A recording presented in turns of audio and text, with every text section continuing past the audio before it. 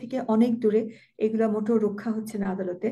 এবং right two bell যেটা আহ, হাইকোর্টেও, high court bell দেওয়ার পরে আমরা দেখছি চেম্বার জাজ এগুলোকে নাকচ করে দিচ্ছে, যেটা আগের আমলেও হয়েছে কিন্তু এই লেভেলে হয়নি।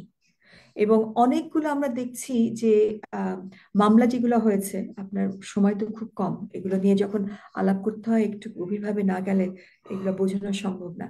তো আপনার এক একটা যেই মৃত্যু হয়েছে, 800 জনের কথা সরকার বলছে, অথচ জাতিসংঘের রিপোর্টে আমরা দেখছি যে 1400 বলা হচ্ছে। তাহলে বাকি 600 কোথায়?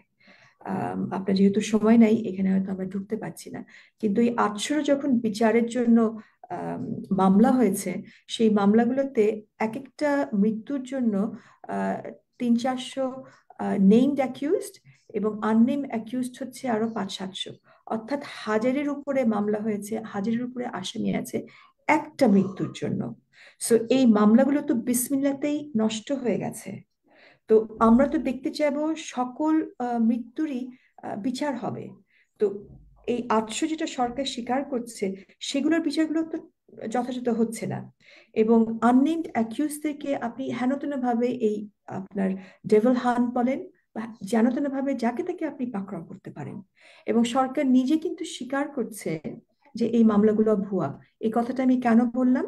কারণ সরকারের থেকে দুটো প্রজ্ঞাপন আছে যে মামলা হয়েছে বলেই অ্যারেস্ট করব না, যাদের এগেনস্টে সুনির্দিষ্ট কোনো অভিযোগ নাই, মামলা তাদের এগেনস্টে প্রত্যাহার করা হবে।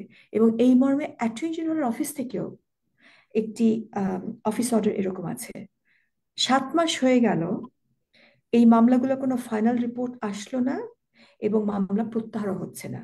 তাহলে আপনি সরকারের এই অফিস অর্ডারগুলো দিয়েই তো আপনি সরকারকে ধরতে পারেন যে সরকার জানে এই মামলাগুলো ভুয়া। সো জাতিসংঘের রিপোর্টে যেই, সেজন্য প্লিজ আপনি রাশ করবেন না। আপনাকে